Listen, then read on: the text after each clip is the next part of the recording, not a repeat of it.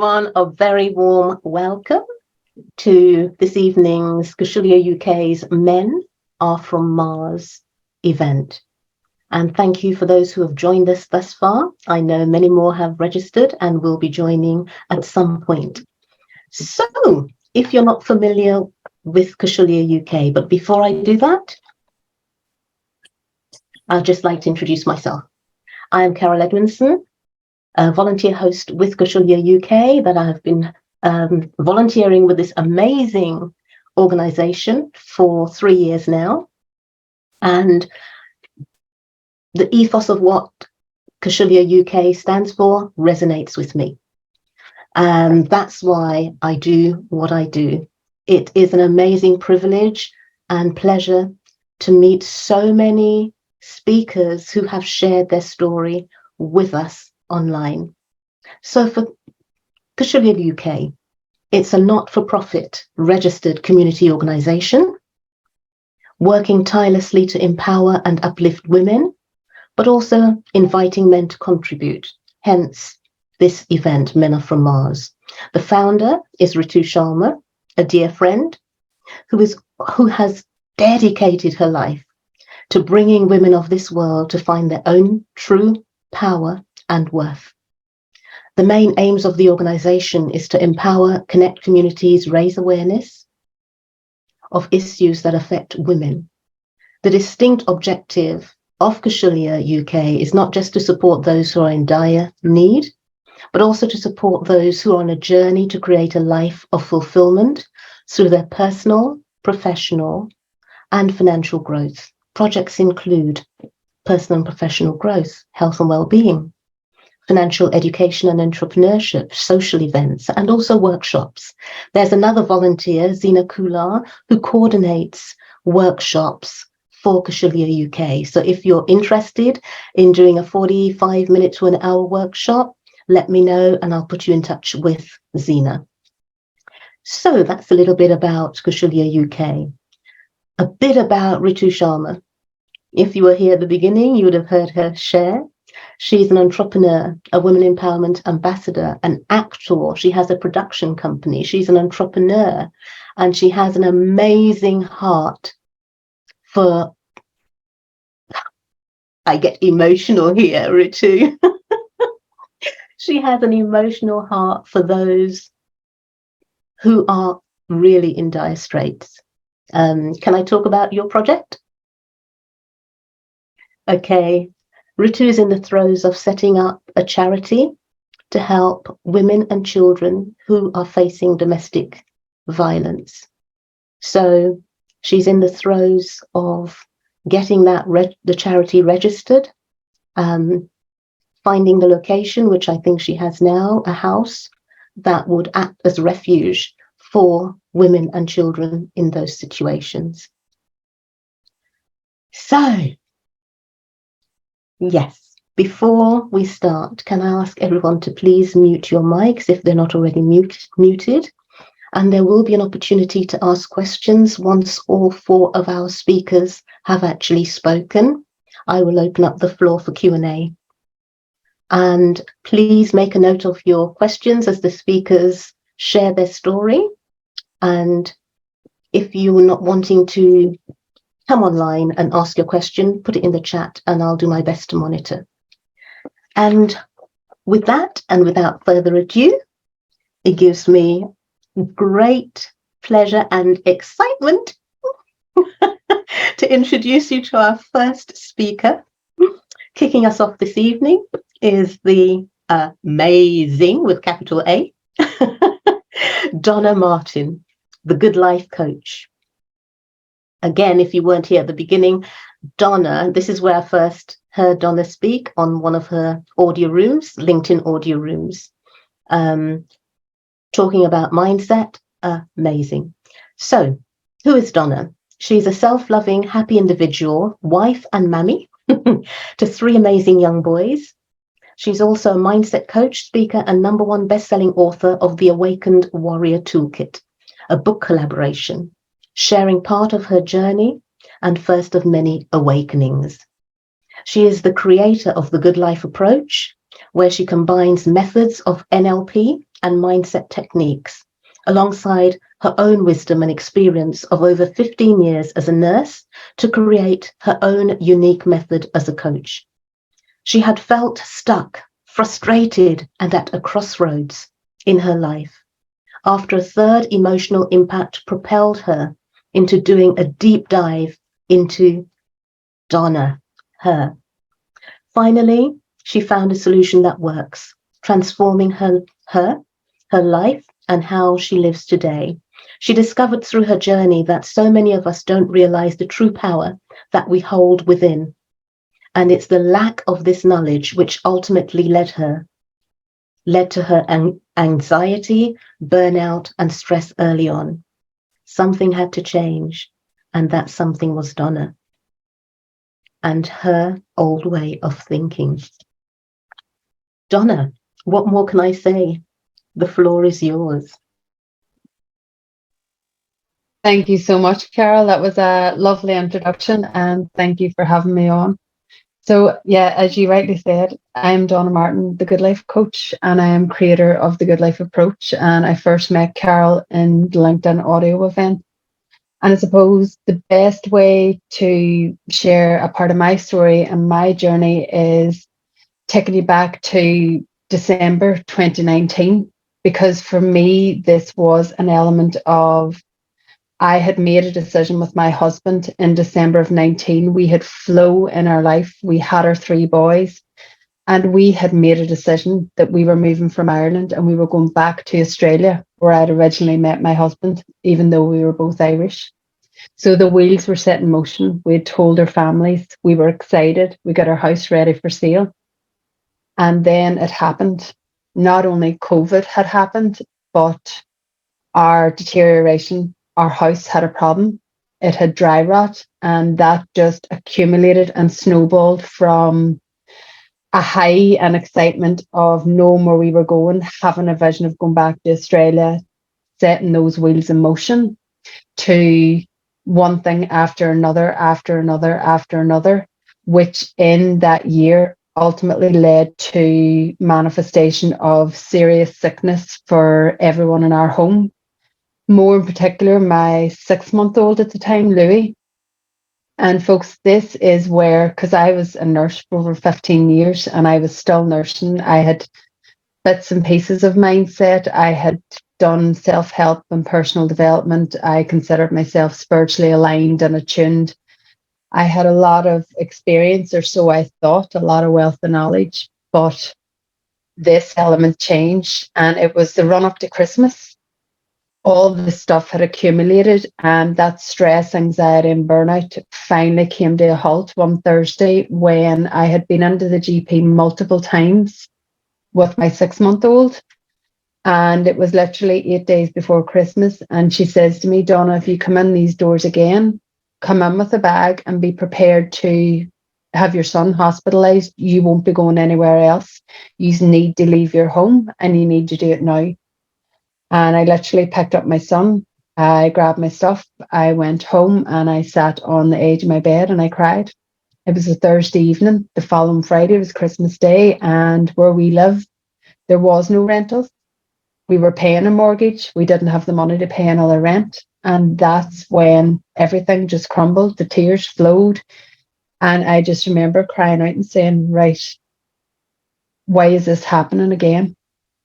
Why is it happening to us? What have we done wrong again? Because I had had an emotional impact so many years before that, which brought me to a deep depression. So this time round, I thought I was sorted, but I wasn't. And in that moment, that was my turning point, folks, because I had decided to stop looking at the problem.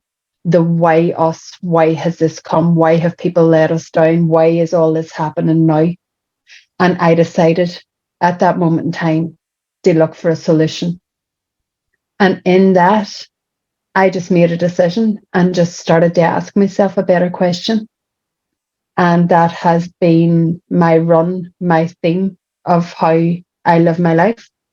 And those simple but better questions for me in that moment was what, where, and who.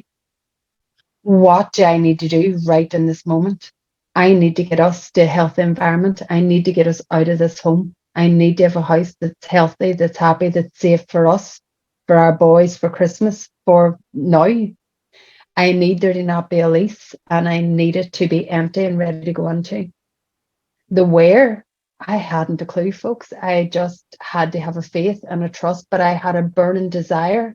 I don't know whether it was just as a mommy, as a parent, but I just had a burning desire that no, absolutely not. This time I wasn't going to crash and burn. This time I was going to rise because I knew better. I knew something bigger was within me. I didn't know what it was. And then it was the who. Who do I need to contact? Who do I need to reach out to that's going to help? And in that moment, I get an inspired idea to voice note a friend, as I do, and just said, look, this is our situation. This is where we're at. Can you put the word out because we need help? And literally within 24 hours, the wheels were in motion. We were in, we viewed a property. We were in by the Monday before Christmas. And that was the catalyst. That was the moment where I had manifested multiple things before. But in this moment of anxiety, of stress, of despair, actually gaining that clarity from simply asking myself a better question. What do I need to do? Where do I need to go? And who do I need to reach out to? They transformed. And the day that we moved into that house, I was guided to put Bob Proctor on the TV on YouTube, and he never went off. And that was it. That was the start of my journey, where instead of looking at the problem, I only sought solutions. And people often think to where I am now, where I was, this is a journey. And you can only ever join the dots when you're looking back from now and going back to this piece, to this, to this, to this, to see how things formulate. When you're in the midst, it's messy, it's crazy, it's chaotic. Then there's a calm and a flow. But there's so many different levels that we need to understand, so many levels of awareness. And I always say to people who come into our audio rooms or anywhere that I'm speaking, you're exactly where you're meant to be at this moment in time, because this is where you're at. And something here you need to hear, whether it's from me or someone else, some other one of the speakers. You're here for a reason. And so I take you back to those times when I was in despair. My journey didn't just stop there and I made a decision. I was still in despair. I was still crying daily. I was still having to manage 3 boys, taking them to school, having a young infant. Our sickness settled when we left that home. We were still paying a mortgage. We were still paying a rent for somewhere else, and we were still in crisis. And my inner guidance, by asking those 3 simple, basic, but powerful questions, they were the stepping stones. By asking the better questions to myself every step of the way, I was guided from Bob Proctor to do Jake Juicy hypnosis on my subconscious, to reprogram, to start listening to different language, to start listening to different people on YouTube. I was watching Joe Dispenza, but mainly Bob Proctor because he resonated so much with me. So that was my intuition, my guidance. And those stepping stones every single time, I didn't stop asking the questions when I came to one thing, because my inner self, my heart, my soul, my desire, I knew, and something was drawing me more and more. And the more that I paid attention, the more that my awareness grew, the more I started attracting more like-minded people, more people in. So this was in 2020. So we had started in 2019. We had started making our decision to go back to Australia, and for a full year, it turmoiled, it spun out of control until we crashed and burned, until we had to leave our home, until our youngest got sick. That's when I started asking the better questions. That's when I manifested the new home. And step by step from there, I made the decision and stayed asking those better questions every single time. And that took me to Jake Juicy. It brought me then to NLP, to Rebecca Lockwood. I found her online, and it was something intuitively that my awareness was ready. Now, when I say that my awareness, when I done the Jake Juicy hypnosis, I was like, where am I even going to get this money? When I was drawn to Rebecca Lockwood for NLP, we were paying, it was like paying 2 mortgages. We were under so much pressure. We were paying out engineers' reports, solicitors' report, all the stuff happening in our house in the background, as well as our day to day. And there was me questioning myself, my value, my worth, doing my nursing, minding the kids, my husband doing his job, and then going, how can I even afford a laptop? How can I put me first? Is this selfish, learning something new? But my inner being, my inner sense was saying, Donna, this is the right next step for you to go. It's not about you just deciding to learn a program because you want to learn something new. This is part of your journey. Does that make sense? It's part of where you need to go next for you to keep you right, to bring your family. This is your path, and this is what you need to do next. So I went and done NLP. And through that process, through love, through the Ho'oponopono process, through that forgiveness element and sending love, especially to the people that we had felt had wronged us, especially to the people that we were angry with, frustrated with, the people we felt had let us down on this level, it was, oh my God, this was such a game changer for me, because I was so ate up with guilt, of failure, of frustration, of anger, of hurt. Why was it happening to us? Why did this happen? Why again?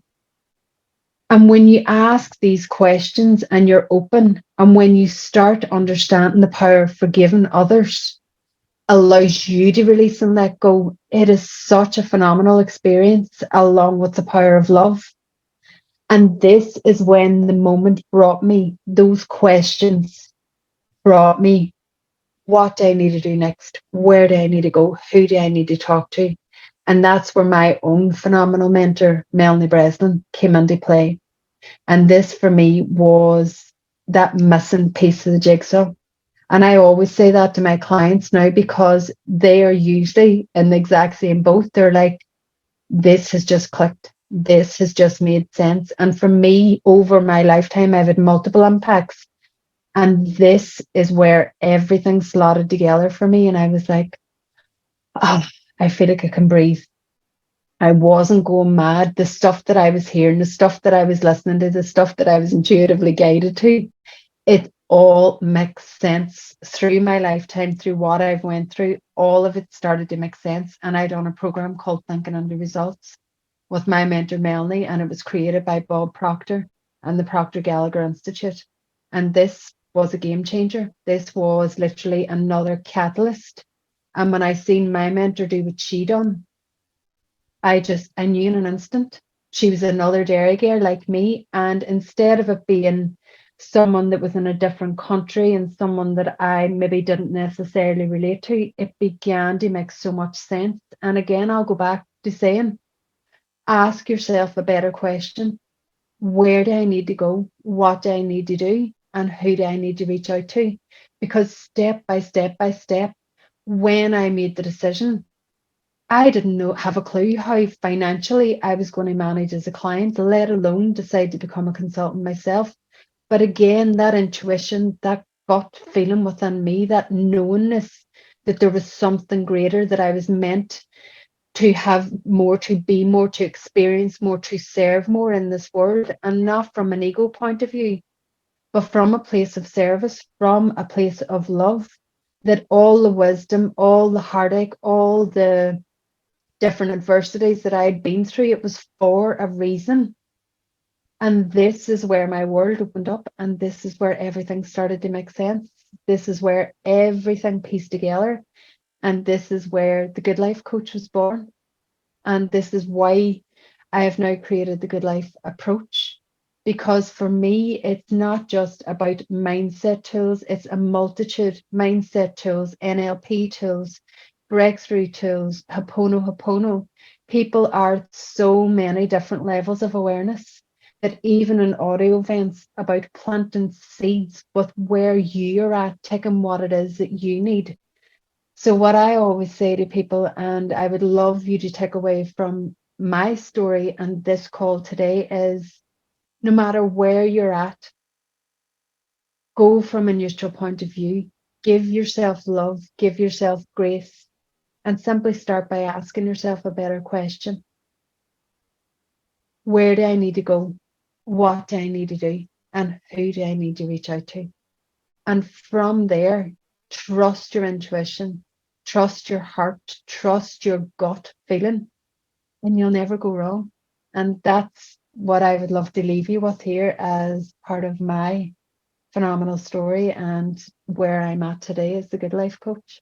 So thank you for taking the time to listen, and thank you for joining in. Awesome, awesome, awesome. Thank you, Donna. And I'm so glad we got you before you. Yeah, this is, I can't even believe that I forgot that actually, because folks, at the end of this, we literally sold our house 2 days ago officially, after being told by so many people, yous are cracked, yous are crazy, you're never going to get a cash buyer, your house, absolutely not, it's not going to sell for that, it's impossible. We made the impossible possible. We got our cash buyer. We got way more than anybody believed we ever could. And we are moving to Australia, to Perth at the end of this month. So when I say about intentionally designing and creating your own good life, that this is what I do, folks. This is exactly what I do. When I speak about resiliency, when I speak about persistence, when I speak about self-belief, self-value, self-love, and self-worth, it comes from a place of knowing, understanding. Whatever you decide to do, you have that power within. And this is what it's all about, folks. Living your own good life. So thank you for that reminder, Carol.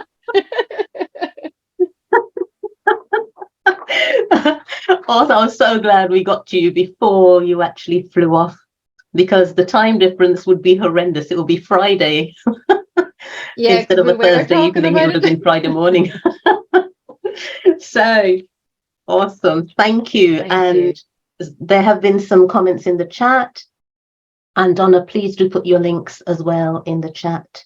And I'd just like to say a quick hello to Eni Osang, who is in the audience right now. Eni, warm welcome. Thank you for joining us. And thank you for creating these audio rooms with Donna and other amazing people.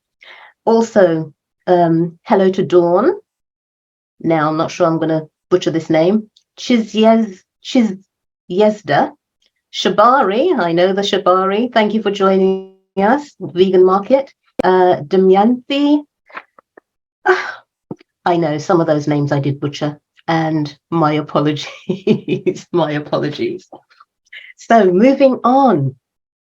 I'd now like to introduce you to our next speaker, Daniel Hodges, who is a philanthropist, a keynote speaker, podcast host, mental health advocate, world record holder.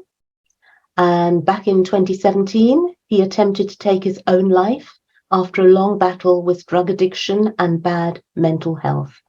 Since then, he has gone on to run 6 marathons, including 2 world majors, climbed Everest Base Camp, took part in a bungee jump and skydive, summited Mt Kilimanjaro, won a boxing match, raised over £100,000 for various different charities, and his most recent achievement is becoming a Guinness World Record Holder.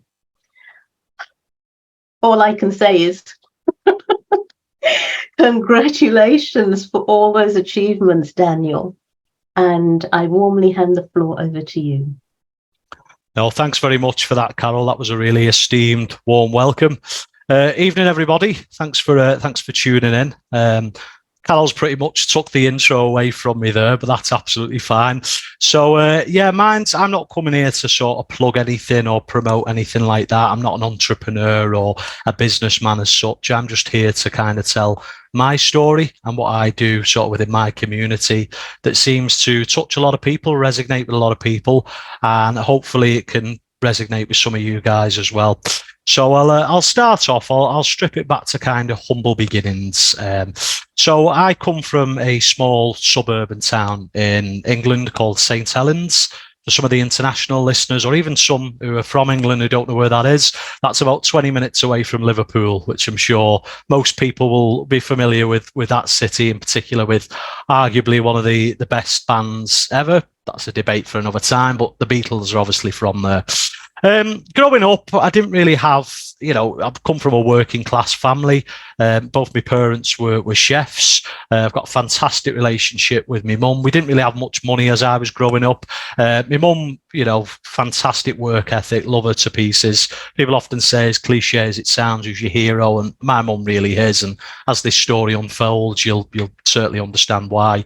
I was kind of, going along sort of as a kid.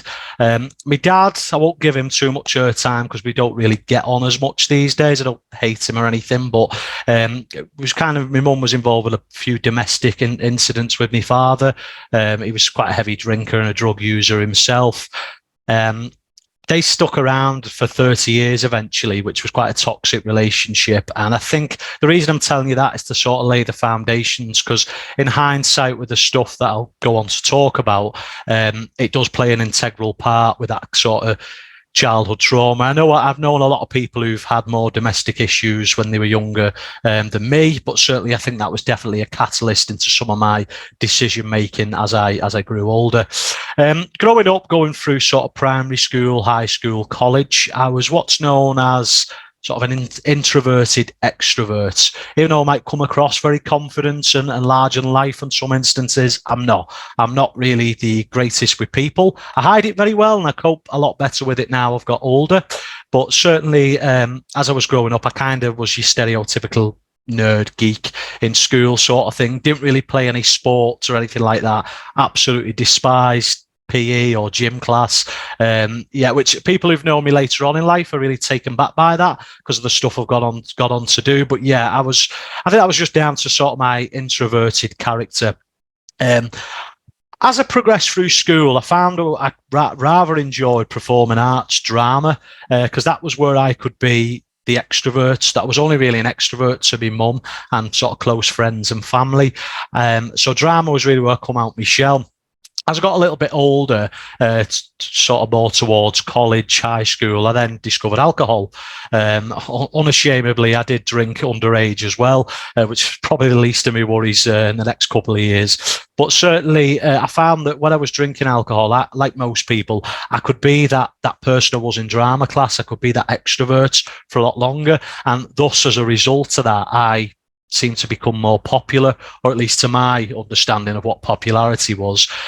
So I started mixing with different circles, which of course then became the gateway for me taking other things, substances.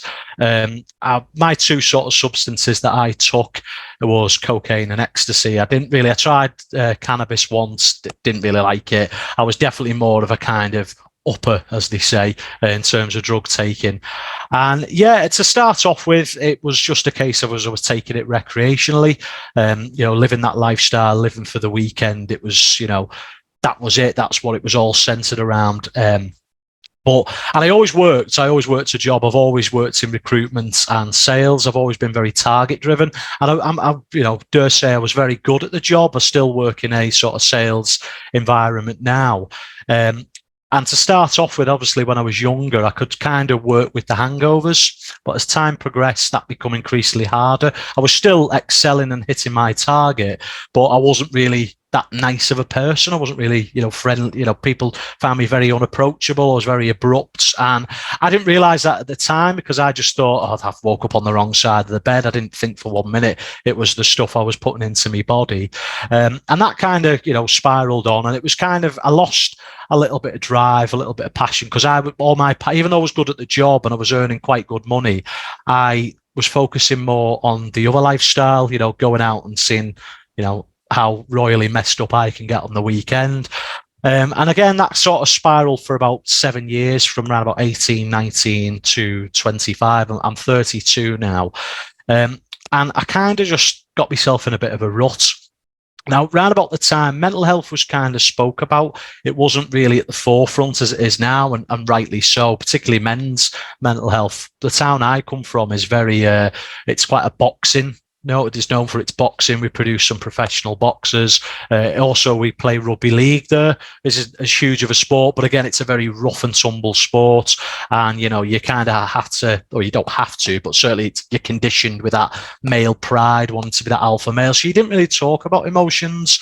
And at the time, I didn't, because it wasn't at the forefront, I didn't cross-reference with how I was feeling with a form of bad mental health. I just seen it as, I'm just in a bit of a rut kind of thing. But as a kid, I did have a lot of aspirations. Still to this day, I don't know what I want to be when I grow up. I'm kind of just winging life, as they say. But I did have aspirations, you know, the very cliche ones: have a big house, family, kids, 2 cars on the drive, that sort of thing. And I just thought, I'm not, you know, I'm living this lifestyle. I'm in and out of relationships. You know, I've been in several different homes now. I've been back to my parents many a times. So it was kind of just deja vu, if you will. It was sort of like rinse and repeat. And then it got to, I'd finished with a relationship, which wasn't the triggering point to my mental health, because as I say, I was in and out of relationships quite a lot. The drugs and alcohol was the detrimental effects on my mental health, although I wasn't aware of that because I was doing that as a release at the time.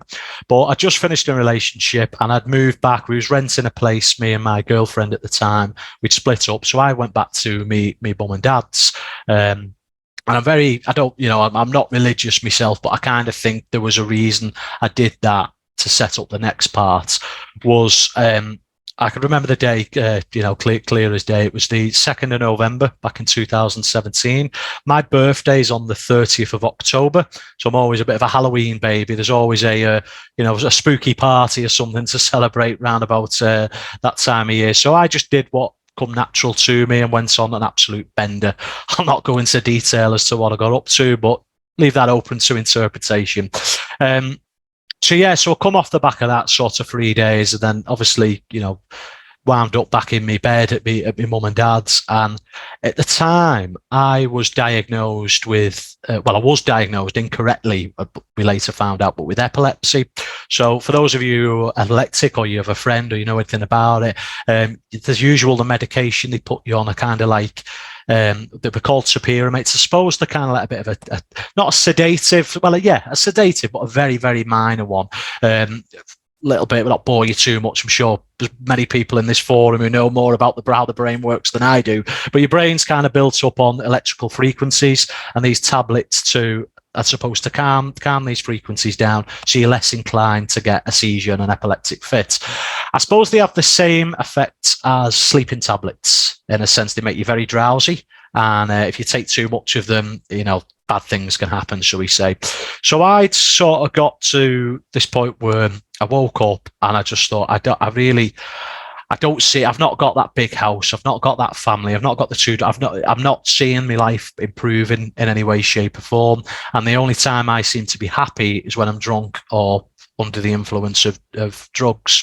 So I kind of just went downstairs. My mum, bless her, was sat on the sofa watching. It was a Thursday, so she'd have been watching daytime TV. I think I'd booked the week off work. Anyway, I'd sort of got the whole amount of tablets, put them in a pint glass. I also had, bear in mind, I'd just come off the back of a 3-day bender, so I had a few other drugs, shall we say, in my disposal, and attempted an overdose. It wasn't a case of I just wanted a quick out. Like I wouldn't be, not that it's brave to try and take your own life, but I would never be one of those people who could jump off a building, jump off a bridge, because I'd be feared that if it didn't kill me, what would be the aftermath? So it was a bit of a coward's way out. I've gone back to think it was kind of like, I just want to take something and sort of die in my sleep peacefully. And worst thing I could have done, because it was obviously all those narcotics that were in my system. I ended up hallucinating. I started fitting out. I started going through several epileptic seizures to the point I fell off my bed. I mean, I'm quite a big guy, 17 stone. Apologies, I don't know what that is in the metric systems, but I'm a big guy, a bit of a lump. So I fell off the bed. It's made quite a bang. My mother's, of course, heard that downstairs. She's come running up, seen me fitting out. I've no memory now. I've completely blacked out, gone to another dimension, as they say. And I don't remember anything. Her version of events, she phoned the ambulance. She's done a lot of first aid, working as a chef in hotels. She had to be equipped to act on hand as a response to that, and pretty much saved my life. Phoned the ambulance. They obviously sedated me, took me in, and I was in a medically induced coma for 52 hours. And obviously I come round off the morphine, and you kind of have like stuff pumped into you, needles in your arms and everything. And I don't remember much because obviously I was very high off the stuff that they did give me in the hospital. But I distinctly remember turning to the left and seeing my mother flooding in tears. And I have that vivid memory of that. We touched on earlier on how me and my mum have got that great relationship. Well, that was obviously then enhanced even more. And it was that realization for me, seeing that, even though I was in such a, trance, if you will, from all the morphine, I kind of thought that was really stupid and really selfish of me to do that. There's all these people, I wasn't taking into account their feelings. I might have wanted a quick way out, but what would then everyone else have done? No parent should see their child die before them. And obviously seeing my mum like that, because I'd never seen it. She'd been in a toxic relationship with my father, but even then she held it together. I'd never seen her so emotionally a wreck. So from that moment on, even as I was going back into like me sort of sleep, I kind of was going to sleep thinking, I'm going to do something about this. Obviously, because it was a suicide attempt, you then got put on suicide watch. So I had to go off work on sick for a couple of weeks. And then I kind of was just scrolling. Social media was around, but it wasn't as sort of mainstream as it is now. But I was scrolling through, and there was a local charity that had posted about doing the Everest Base Camp. As I touched on before, I'm not religious, but I seen that as a bit of a seems too much of a coincidence. Is that a calling? Should I sign up for it? Now, as I touched on, I've never done anything athletic, so the thought of going up Mount Everest Base Camp was like daunting to me. So I thought, but no, do you know what? I'm target driven. I've always worked in a sales recruitment type role. This is my end goal. This is my target that I want to strive for. Signed up. You had to raise X amount of money. I did that. And then, as you know, this is sort of a PR's dream. This is what I'm about to tell you. But we ended up getting to the top of Everest Base Camp back in 2018. So within that 12-month window, I'd gone from being literally at rock bottom to literally on top of the world at Everest Base Camp. And I kind of realized, right, I quite like this now. This has become like a new addiction for me. So I always try to set myself a goal, a challenge to do. So the next year I'd put my name in the London Marathon ballot and was fortunate enough to get in. So that was my challenge for that year. I'm probably being modest, but I don't like listing off all the things because I feel as though I'm bragging to a point. But just for the C's and B's of it, obviously Carol touched on it marvellously at the start. I've gone on to run several marathons, 2 world majors, Everest Base Camp, Mt Kilimanjaro, won several boxing matches, skydive, bungee jump, and then raised, for me, which has always been the big one, I've raised £105,356 to date for various charities. Obviously, I tend to go for more mental health charities. And then just last year, you might be able to see it there behind me, when we went up Kilimanjaro, I'll get it closer to the camera, shall I? So just last year, I managed to get myself in the Guinness Book of World Records. I'd love to say that it was some really macho, supremo feat, but we're in the Guinness Book of World Records and I'm probably going to butcher this title, so apologies, but the highest altitude burger delivered on land. So I know that sounds absolutely mental. I promise I don't do drugs anymore. That is a legitimate record. We took a burger to the summit of Kilimanjaro, and we had to do it all like it was a legitimate order.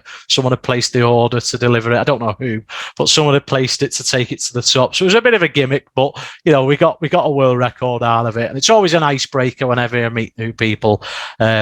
So I suppose where I'm going with this is my kind of take on things are, I always look at it as I've had 2 opportunities. I've been very fortunate because had I not been at my mum's and she'd not rescued me, I probably wouldn't be here this evening or this morning, depending on where you're listening from, telling my story. And now I kind of go with the mantra of, it is okay to not be okay. I know we see, and it seems really cliche, but if you are feeling down, that's normal. We're all human beings, cutters, and we all bleed. I think we need to eliminate this stigma, particularly the guys, but women as well, with regards to not opening up. When I did my suicide attempt back in 2017, I didn't tell anyone for 3 years. There was only me and my mother that knew about that. And in that time, 27 people I know and care dearly about took their own life. And I don't live with regrets anymore, apart from the fact that I didn't open up about it. Because since I opened up, and it was actually New Year's Eve, I'd opened up, I put a public post on. I'll put the link in the chat later to tell people, that's what, and that's what I'd gone through, and that's what I'd overcome. And the amount of people who messaged me saying, by you doing that and saying that has saved my life, which seems mad to think about, but I think we need more people to open up. We all have bad days. Obviously, mine might have been a more extreme case, but I put that down to obviously the drink, drugs, and my addictive personality, which I've still got to this day. I just use it for coping mechanisms now to do the stuff. But I think we, open up for whatever reason, whether you're religious, whether you believe in sort of evolution, whatever it may be. Okay, we was put on here for a purpose. Every single one of you in this forum now listening, thank you. You have a purpose. You serve that purpose day to day. So if you can take anything from this story of mine, life is for living. And the only way you can do that is if you take control of it yourself and open up. If you're feeling down, open up. There's always someone there who will listen to you. There's a problem shared's a problem halved, as the saying goes, and that couldn't be true. There'll be people who want to see you do well. There'll probably be some people who don't, but always think of the positives. Always think of the people who want to see you live your life. They want to see you be happy. And that's what I've taken away from all this. I didn't do all those things I listed off, as much as the great on a resume and everything. For me, it was just purely coping mechanisms because I wanted to live my life. I've been very blessed. I've been very fortunate that I've been able to do these things, and I'm always grateful for the people I've had around me and the people who've opened the doors for me. But had I not have, had that moment with my mum and, opened up about it, had I not have 3 years later spoke about my suicide attempts and how I was feeling, I wouldn't have gone on to do these things. I'm no one special. I come from a working class family. I'm just someone who's realised I had a problem, spoke about it, opened up about it, and then went on to do some magnificent things. So I'll just end on that saying again, guys, thanks for listening. And life really is for living. Thank you. Oh my goodness. Daniel, I'll just make one correction. You are special. We, as a collective, are all special. Own it. No, thank you. I'm probably too modest for my own good at times, but no, I appreciate that, Carol. I really do. Phenomenal. Seriously phenomenal. Hi, Jane. Yeah. What can I say? Again, have a look at some of the comments in the chat, Daniel. And as I say, once final speaker has spoken, I will open up the floor for questions to any of the speakers. So thank you for saying yes to coming on tonight. No, it's been my pleasure, and I've enjoyed Donna's story, and I'm looking forward to the other two as well. So I'll hand over to them. Awesome. And now it's time to introduce you to our next speaker, Kaz Hitchcock, movement educator, creator of the gravity technique, and mentor. She is an anatomy and biomechanics expert, specializing in fixing faulty movement patterns to alleviate chronic joint pain. Her own personal journey, paired with her extensive knowledge, inspired her to create a unique modality called the gravity technique, For many years, Kaz was a yoga teacher, but was frustrated with the level of knowledge provided in her training to help her clients with various injuries they'd come to her with.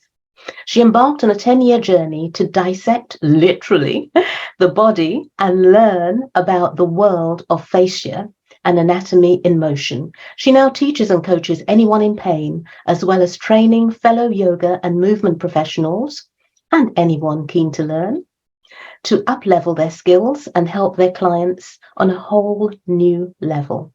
Kaz's mission is to denormalize the narrative that pain is just part of life and something we have to put up with. So with that, I hand over to you, Kaz. Thank you, Carol. I'm just trying to get over my nerves, as always. I'd much rather be in a lab with dead bodies than out here in front of everybody. So yeah, I think it's always quite interesting when we talk about being an extrovert to introvert or an introvert to extrovert, one of the two. So my name is Kaz. We talk a lot about my work, but it's really interesting to be here this evening to actually talk about the story behind that. And I was trying to think about empowerment was the word that kept coming through to me, and how do we empower ourselves? So I had my first major surgery when I was 12 years old for a congenital kidney issue. My second surgery when I was 20, and my third surgery when I was 22. So I'd kind of been through the mill a little bit, and a quest for understanding what was wrong with my body, understanding what had gone wrong, and also how to support myself going forward. So I had kidney removed, and then sort of got a golden handshake from the doctors at the hospital, and they said, congratulations, we saved your life. Thanks for popping in. Come back if you've got any problems. The end. And I see this so much in our world at the moment, that we're left not really understanding what just happened and not really feeling very in control of ourselves. So my own journey brought me into yoga, and I started that process of self-inquiry, looking in and really asking myself some questions to do with, how do I feel? How does my body work? How can I support myself well? And then, unfortunately, for all my friends and family, I then decided I was going to qualify as a yoga teacher. And you had to run really fast because I was going to yoga everybody. And who I couldn't heal, just, I'm in the supermarket, and if somebody looks like they've got a hurty shoulder or something, I'm going to go over there and tap them on the shoulder and go, hey, do you know what? I've got this brand new shiny qualification. So I found that healing people, whether they wanted me to or not, was a great idea, and helped me to feel like I was of some use. A little bit like Daniel, I had some challenges along the way, as obviously trauma at a very early age gives you, and I felt that I lacked a little bit of purpose. So armed with my new purpose, off I went. These days, people find me rather than the other way around, and it's a bit more, my clients come on a bit more of a voluntary basis. But really looking into, again, this place of disempowerment that has been gifted to us by our healthcare systems. So whilst the healthcare system is a wonderful, wonderful thing, it's a sticking plaster for symptoms. So how do we empower ourselves and really take control of how we feel? So I was very busy getting lots of certificates and having a lovely time learning about bodies, as Carol said, spending hours in the lab dissecting bodies, looking at fascia and connective tissue and learning lots of things. But in 2018, I got really sick. And it was more sick than I'd ever been before, because what I didn't understand, what I didn't know, was that the result of multiple abdominal surgeries is adhesions. And my adhesions had managed to wrap themselves around most of my organs. So I currently still have adhesions wrapped around my liver, around my right side lung, right side intestine, and uterine wall. So I'm basically all stuck together with a Spider-Man web inside. So the yoga practice that I had cherished and loved for nearly 15 years all went out the window. The work that I was doing, the purpose that I had, the whole lot, all gone. And I was in bed in 2018 for 9 months with something that's called allodynia, which is fibromyalgia for scar tissue in a nutshell. And everything just got stripped away and got taken right back to basics. And for the first 3 months, I was a bit miserable. I ate lots of Bakewell slices. I drank quite a lot of tea. I cried a lot. I didn't look like how yoga teachers were supposed to look. I didn't have any purpose in life, and it's pretty bad for your mental health. So 4 months in, I come off social media completely, because my Instagram buddies, all with their beautiful yoga postures, are not doing me any good. So I started to have a real look at mental fitness and what it is. And I love that Simon Sinek coined this phrase. It might have been said before that, but I heard it from him first and totally stealing it. Mental fitness. Because your physical fitness is one thing, but it's nothing if you haven't got your mental fitness. So I started with start where you are, use what you have, and do what you can.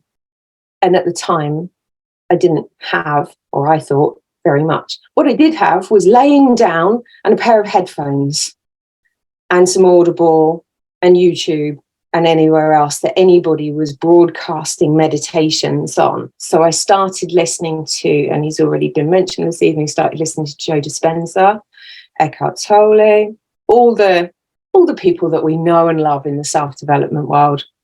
And I deep dived into all of it because it was all I had. I was laying around in bed all day, just, waiting to get better. So I listened to Eckhart Tolle in The Pain Body. And he said, is there a part of you that doesn't hurt? And at first I was like, hell no. Well, maybe this little finger, maybe that doesn't hurt. And that was where it started. And the other thing that happened from there was follow the why. And it's already been touched on this evening as well, is why is this happening to me? And looking back, I can see exactly why it happened to me. There were loads of red flags saying stop, cease, desist, slow down, process the divorce, process the transcontinental jump with a small person, process that house move, and all of these other life events that had happened before. But, I'm a lone parent. I'm running my own business. I'm too busy for that stuff. I've kind of dealt with it, I think. So I just keep going. If you don't stop, your body will stop you. It really is that simple. Some of us call it burnout now. They've given it a name. I'm sure there's some other syndromes out there that it'll be attributed to. But for me, I hadn't listened in my infinite yogic wisdom, because I was really very good at yoga back then. Now I'm more of a beginner than I ever was. But it kept bringing me back to follow the why. So I started to follow the why and really deep down into how I was managing my stress. I wasn't managing my stress, by the way. just keep going and eat some Bakewells, which we keep coming back to because they are my favorite thing. So start where you are, use what you have, do what you can. And I started to create something that was next level accessible because I wasn't fit for class. So I had to create something, a movement modality for myself that my body could do without making it cross.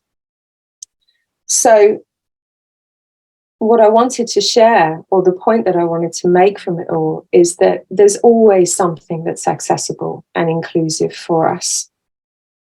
There's always a place where we can regain control, but sometimes it takes us to be stripped right back to almost nothing, to start over again.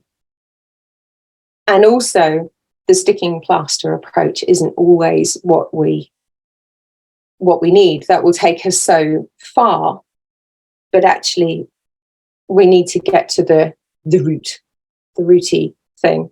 And that sometimes can be a little bit painful. So there's been therapy in there. And I went in and I said, I think I haven't got over my divorce. And she said, I think you've got PTSD. And I didn't know what that meant, but it made a lot of sense when I did find out what it meant, and it changed everything. So asking for help, and you know who you are, and we've already touched on it already, because I don't know about you, but I am absolutely rubbish at asking for help. I'm a proper Lone Ranger. I can do it all myself until I can't do it all myself anymore. But we just keep going, and hope for the best. So there is hope, because you can start where you are, use what you have, do what you can. And you can find something that's accessible for you, even if it's just laying down and listening to your headphones. And there is a place where you can feel empowered.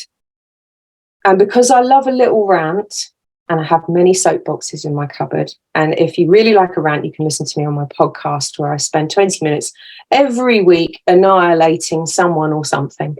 Not someone, something usually. Because we live in a world that is geared slightly towards feeling disempowered. We're told that being in pain is normal. If you come and hang out with me on my Instagram, you'll see me over there ranting about the aging thing, which is also a syndrome now, isn't it? Aging syndrome or something like that. And Carol will nod, because we talked about this, didn't we, earlier this year? It's such a fallacy. The fallacy of aging, right? When you're 45, you've got to put on your tartan blanket, little granny. Don't do anything anymore. I'm too old for things like that. You've got to act your age, all of that stuff. So we take down a lot of those things, because being somebody that's full of scar tissue means I can't do yoga.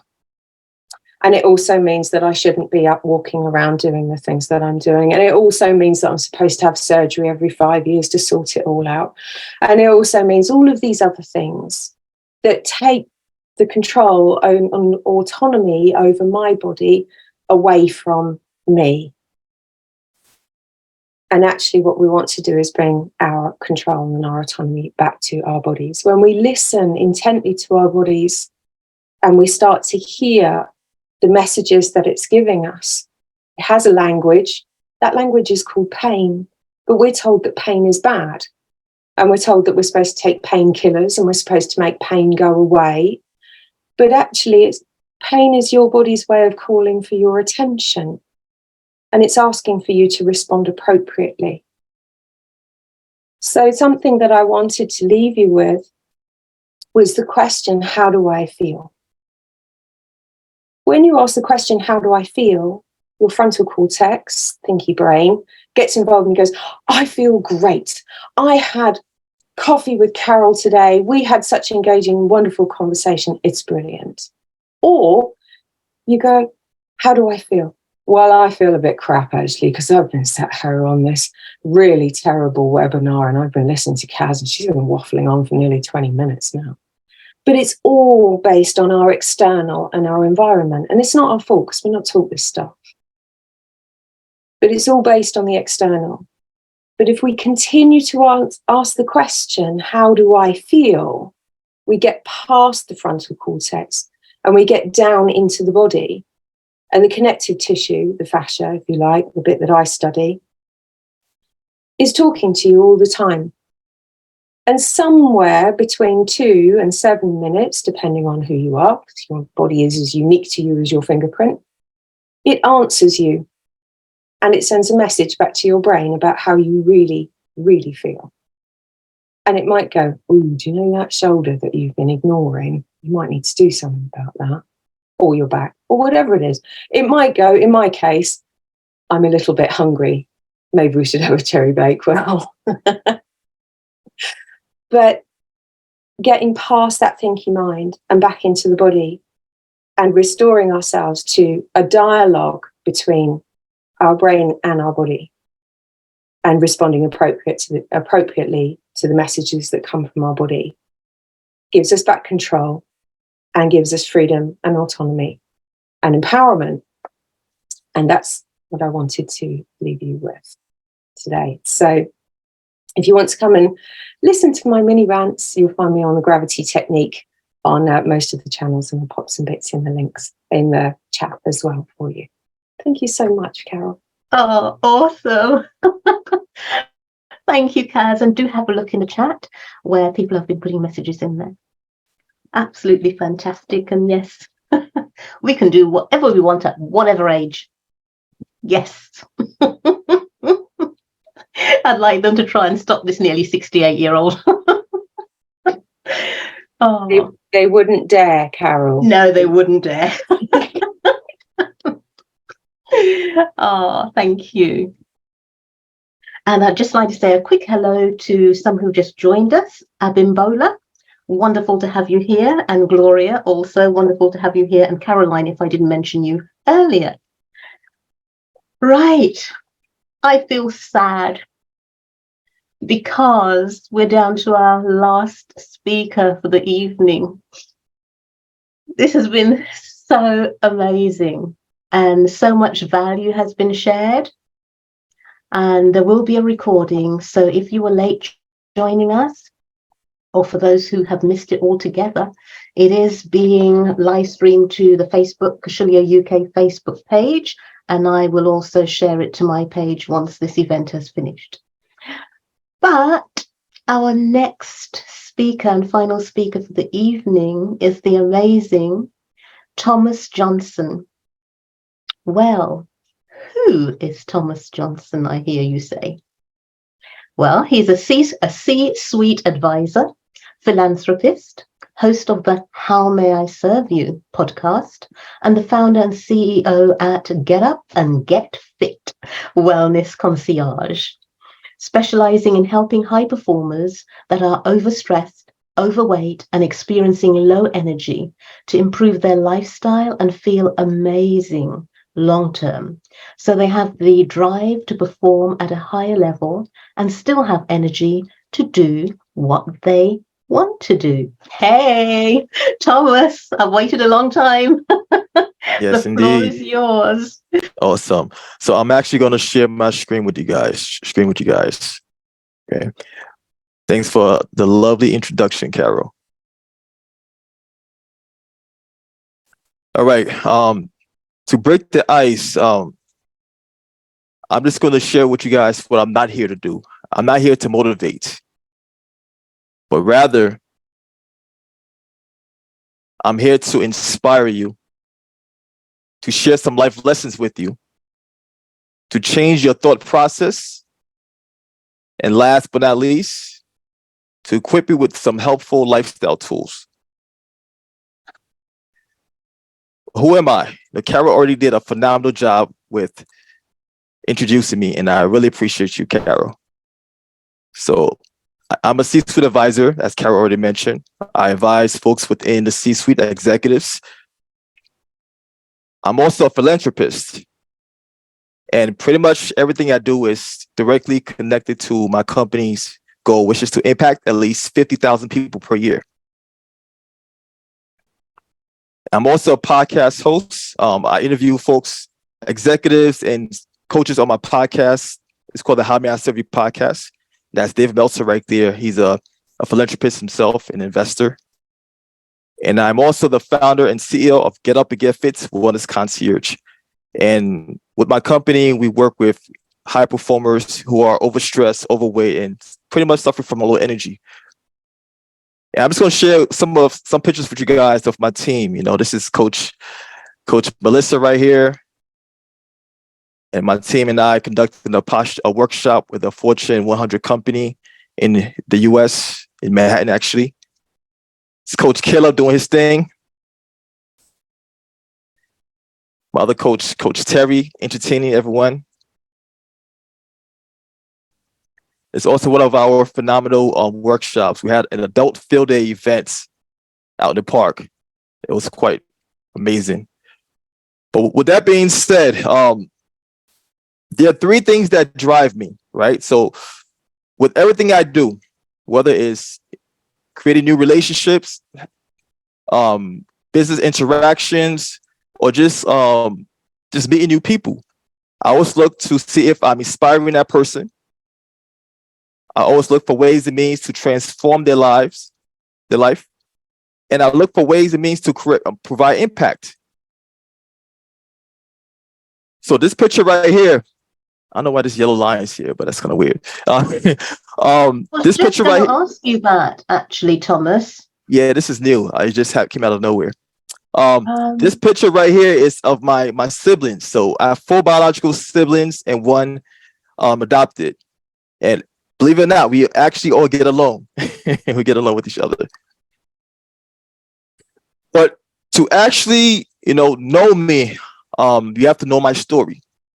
So despite my smiley face and my accolades and all my achievement, I wasn't born here. I'm not from the United States. I came here when I was 6 years old. So my story goes, I was born in Monrovia, Liberia. It's a country in West Africa. So after my mother and my father had me and my sister Doris, their plan was to leave us with our grandmother and come to the States to create a life for their own, and then later on send for us. At the time, it made sense because at the time, my grandmother, she was very well off. She had a lot of property. She even had a Gold Creek. She was very well off. So it made sense. But as life goes, sometimes when you plan things, it don't always go according to plan. So I'm gonna stop sharing my screen for a second so you can see my face. So shortly after my parents left, the Liberian Civil War broke out. Now, this was a 14-year civil war. So from being in luxury and being pampered by my grandmother and my cousins and my uncles living in our compound, we're now running from rebels. We're running from gunshots, seeing people drop like flies in front of us. Bombs going off. Going through a traumatic situation. There was even one time where I got lost. There was a stampede and I got lost somehow. And luckily my uncle was able to retrieve me.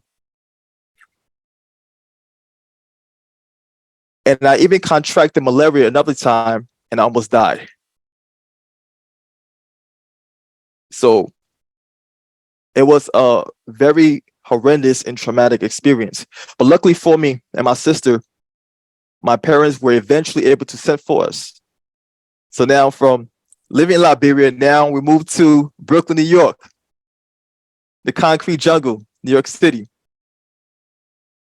So I'm a dark-skinned African kid that could barely articulate himself, very skinny, by the way. I'm much bigger now. And I live in one of the toughest neighborhoods in New York, Brownsville, Brooklyn. And at that age, I was about 6 years old. Kids could be cruel. So I dealt with the adversity at a very early age in grade school. Kids used to make fun of the way I looked, the way I spoke. And I used to get into a lot of fights. I got into so many fights that the principal was always calling my mother and my father to pick me up because I did not know how to articulate myself. So the only thing I could rely on were to defend myself. But luckily for myself and my siblings, my parents saw the way things were going and they decided to move to a different neighborhood, a different borough. So from living in Brooklyn, now we relocate to Staten Island. Now in Staten Island, the neighborhood was much more diverse. And I would say that was the first time I actually felt comfortable enough to learn something and retain the information. And I made friends. Because I was a very competitive kid, I started playing sports, and that's how guys make friends, through athletics for the most part. And I started to make a lot of friends. Fast forward, middle school, I'm having a great time making more friends. I attend high school. I start to play sports. I'm running track, playing football. I even wrestled for a month, but I didn't really like the tights because it felt a little weird. So I stopped. But fast forward once again, I go to college. And this was when I had the first major adult pivot in my life, I would say. Because while in college, as you guys say, uni, right? While in uni, freshman and second semester, I remember this moment vividly. I'm hanging out in my dorm room with my roommate, Frank, and we're discussing our favorite topic, girls at the time. And all of a sudden, my room phone goes off. Ring, ring, ring. I reach over, grab the phone. And on the other end of the line was my sister, Doris. And she uttered in a low voice, TJ, Grandma just died. At first I thought I misheard her. And I was like, what? Say that again? She was like, TJ, Grandma died from diabetes complication. Upon hearing those words, my heart dropped. I was in disbelief. Because this whole time, as a young adult, you're thinking you're unstoppable, right? Your family members, they're going to be here forever. But the one woman that I owe so much to just died from diabetes complication, a lifestyle disease, a disease that most people live with. And as I'm listening to my sister, I'm pretty much zoning out. Because I'm just thinking to myself, what, diabetes?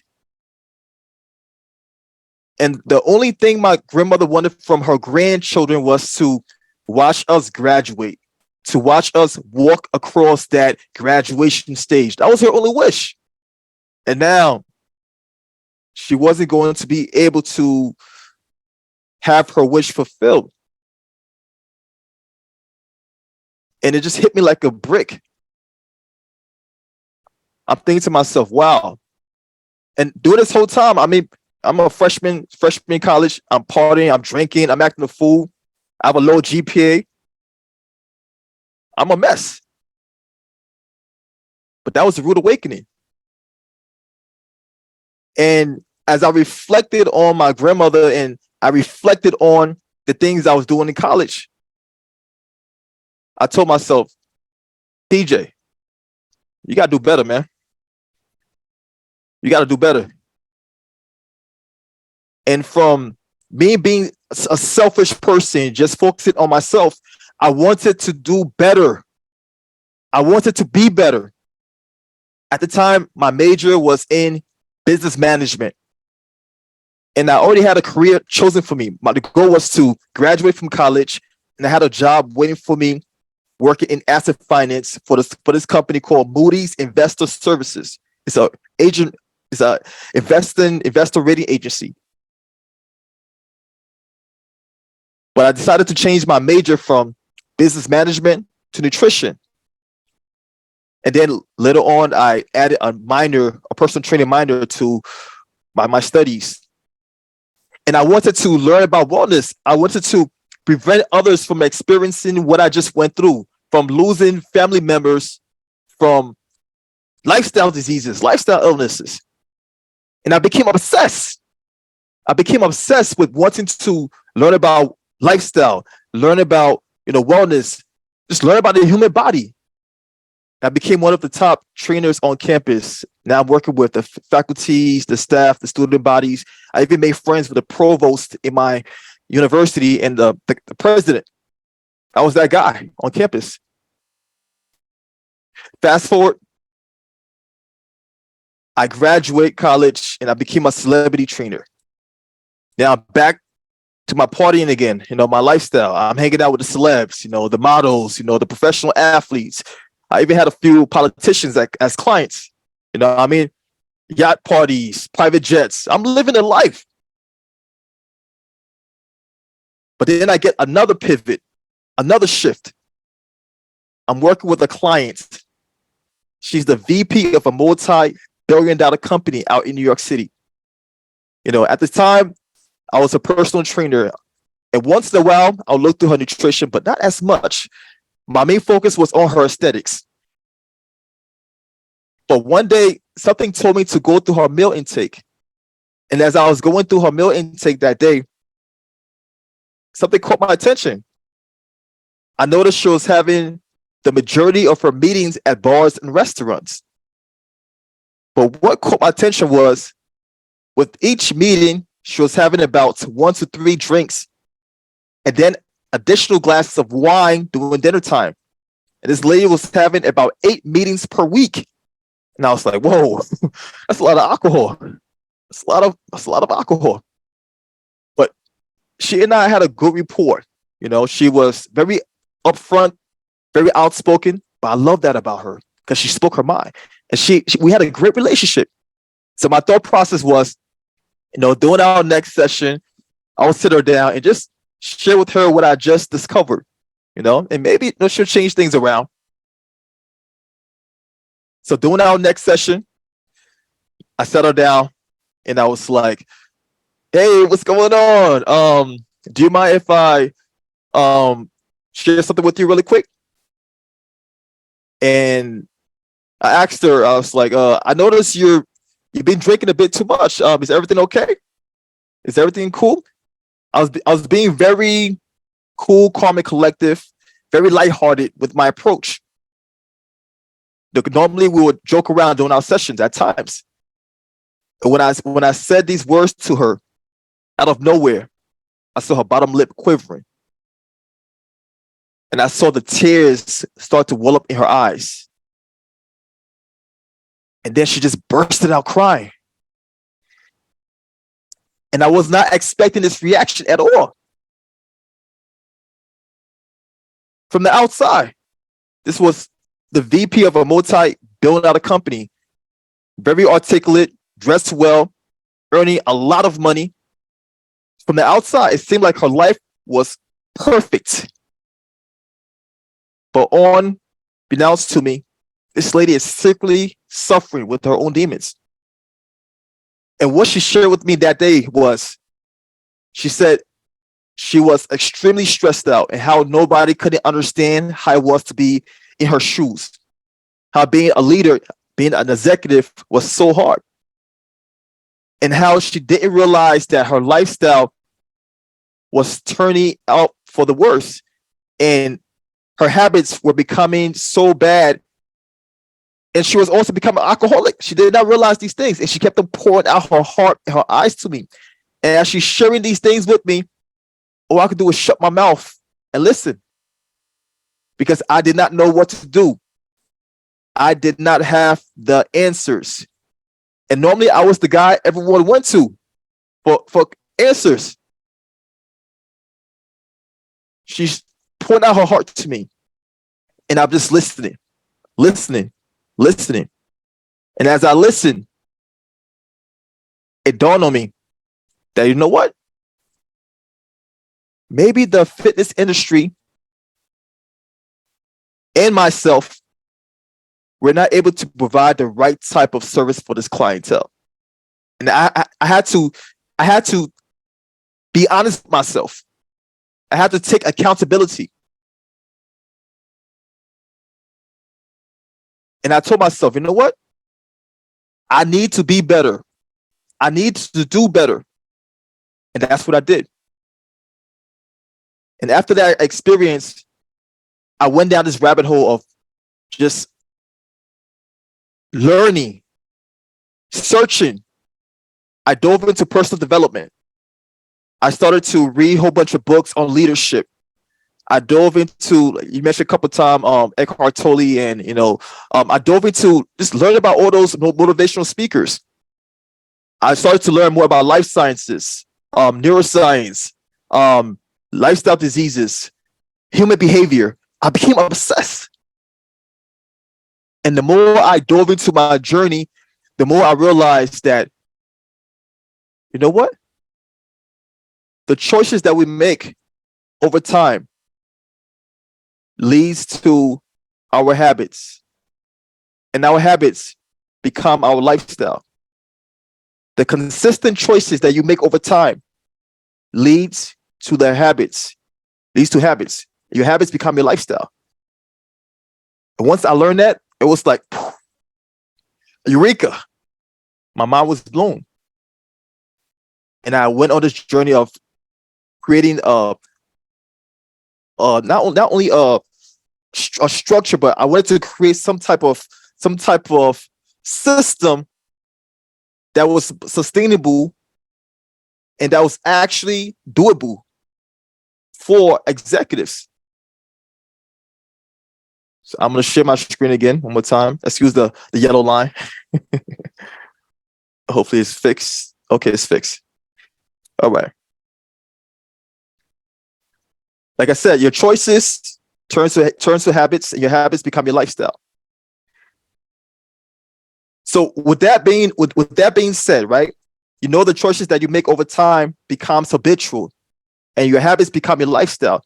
The question you should be asking yourself is, how can I improve my lifestyle? So I've been able to come up with these 4 shifts for a healthier lifestyle. But the first step is you have to understand that your habits and your environmental influences are extremely important. Your habits and environmental influences are extremely important.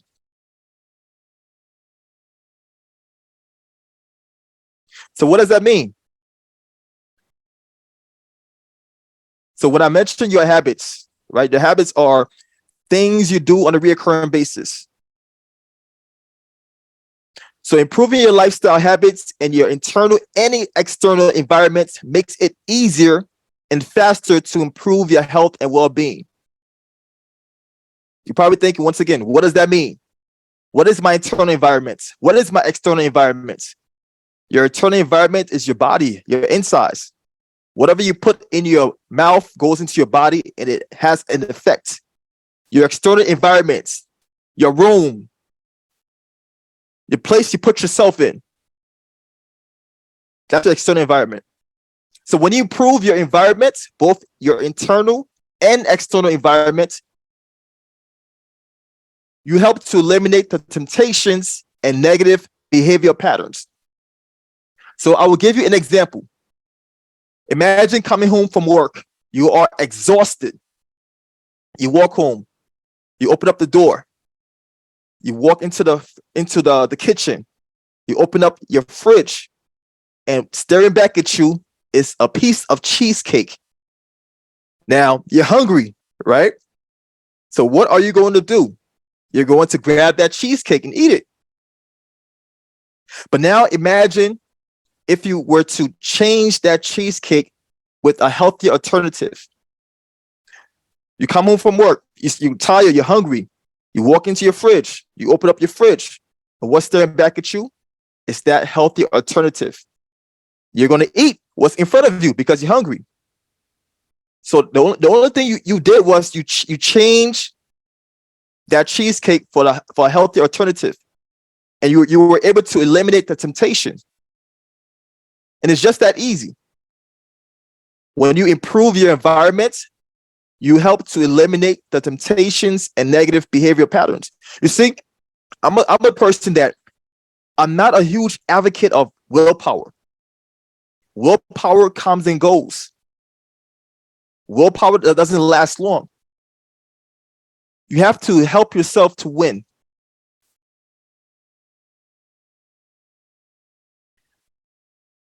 Number 2, Diets suck.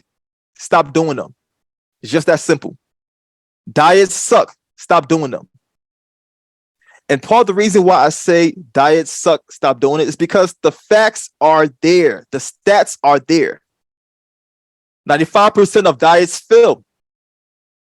And according to the U.S. Weight Loss and Diet Control Market Report, in 2019, the diet industry brought in a whopping $78 billion.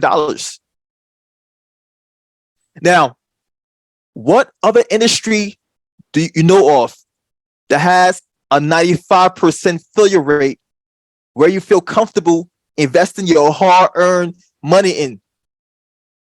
What other industry? Doesn't make sense? But yet and still, the majority of Americans and Europeans invest their hard-earned money into the diet industry. It makes no sense. So I'm just going to bypass the other slides and just get right to the point, because I want to see your faces right now. I want to see your faces right now. All right. So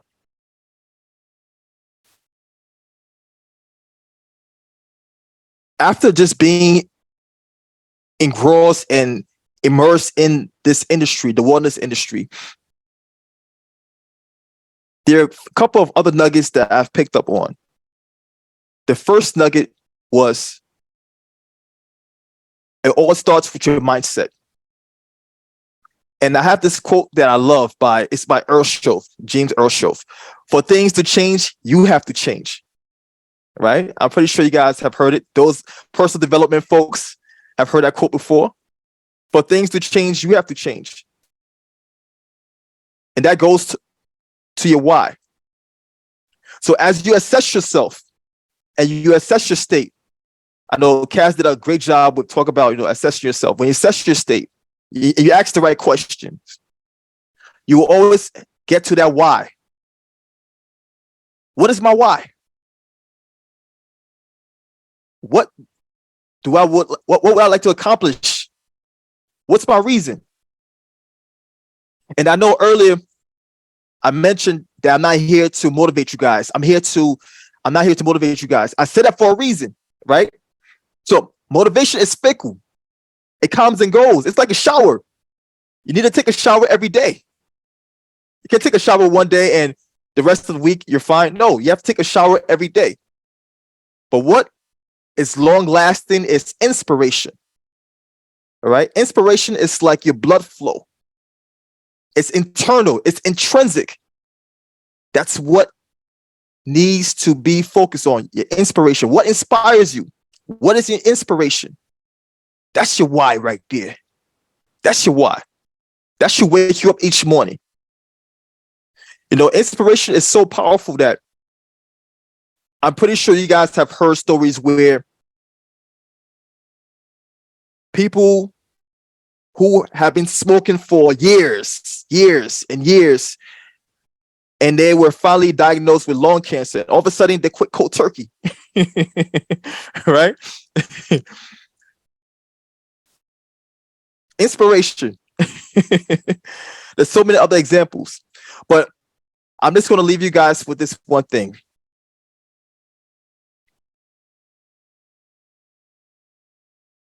For things to change, you have to change. You have to take that step. I can do it for you. Kaz cannot do it for you. Daniel cannot do it for you. What's the other young lady? I apologize. Donna cannot do it for you. Donna. It all starts with you. For things to change, you have to change. Now I'll leave you with that. Hey. Thank you. Thank you, TJ.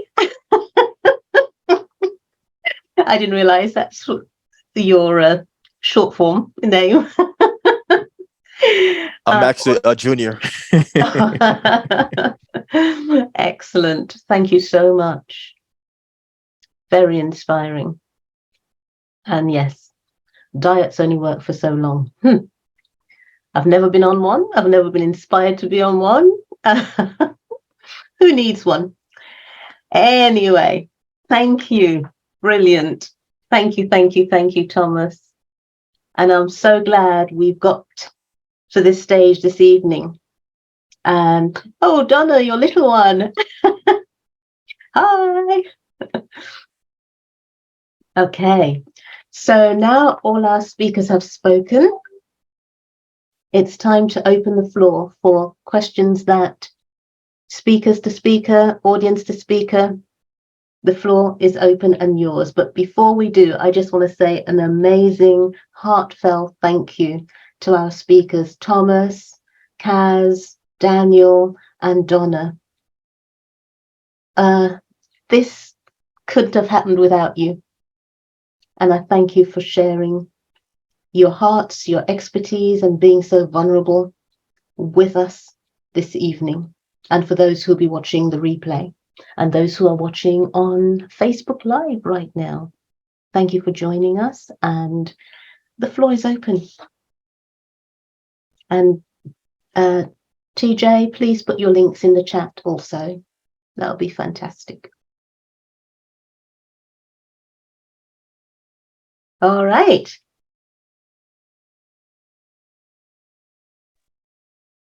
Don't be shy. This is your opportunity. I actually cut my speech short because I wanted to get some Q&As from you guys, right? So let's hear the Q&As now. Come on. Hey, little one.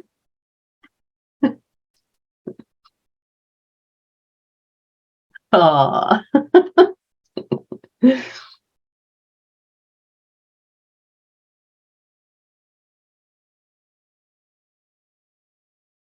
I've got one while we're waiting. What age were you when you started, Thomas, in really making that shift? What age were you when you started Get Up and Get Fit?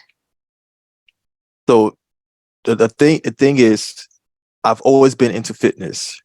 Even when I was in Liberia, my uncles, they created their makeshift weights from concrete, like cement and like the metal bars, and I saw them transform their bodies with these equipment.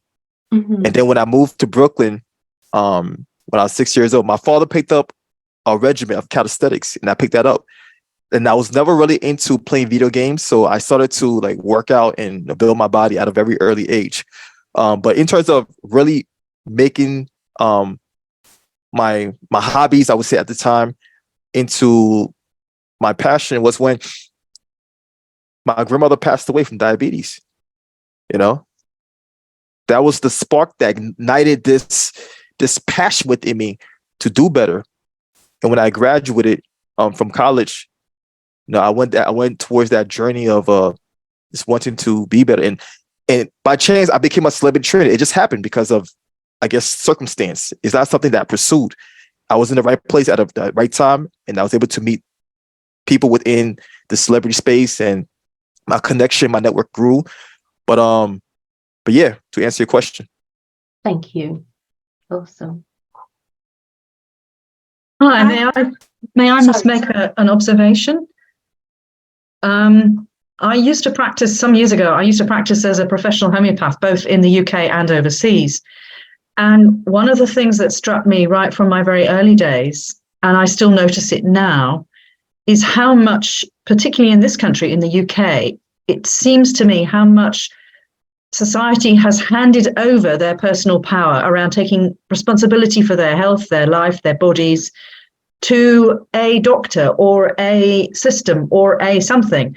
And they do nothing. They seem to have absolutely no awareness or insight about the workings of their body, how they need to care for themselves and why things go wrong, etc. It's almost like handed over to somebody else. Give me a pill so I can take that, but let me carry on with my bad habits because this is where I'm comfortable. And this kind of thing I find quite extraordinary. It's almost as if they've got blinkers on. They don't join up the dots to realize that if they change the way they look at food or something else, or the way they do things, the way they live their life, perhaps they might feel better on all sorts of levels. Now, you know, I mentioned in the comment there that it strikes me that passivity now is the 21st century disease because it just seems that people are so unaware. They've almost sunk beyond awareness. It's not even registering. 100% agree. I think the issue there, Mary, as well, is a lack of education. Whilst everybody talks about type 2 diabetes a lot, it's not actually very common knowledge about what end stage type 2 diabetes really truly looks like. Because if you did, you wouldn't want to get it. Simple as that. But we don't know, we're not shown, and we're not taught. So we talk about insulin resistance and trying to cut sugar out of our diets, and we don't really want diabetes, but nobody really is shown or understands what diabetes really, really is and what the true symptoms of diabetes are. And I think that is where we run into difficulty with that. There is also, certainly in the UK, because we're now 4th generation NHS, there is a real issue there with I eat all the donuts and then the diabetes nurse, which is normal for me to go and see. And this is the issue that we have with the narrative around normalization. It is normal for me to eat high carb, high sugar foods because I'm marketed to that. Mm-hmm. Everybody knows you go into the supermarket, you've got to get past the wall of carb before you get to the veggies behind it. And if you're trying to quit sugar, you're set up to fail straight off the bat. Yeah. So there's that normalization to eat those foods. And then it's normalized that then when I start to develop symptoms of insulin resistance or whatever, then I go and see the diabetes nurse. And that provision is there because there's a diabetes nurse. I go and see the GP and I say, oh, I don't feel very well. And he goes, oh, it's okay. There's a diabetes nurse. Ta-da. Job solved. You just described my family. Yeah. Yeah. I despair. I hadn't seen end-stage type 2 diabetes until my grandfather.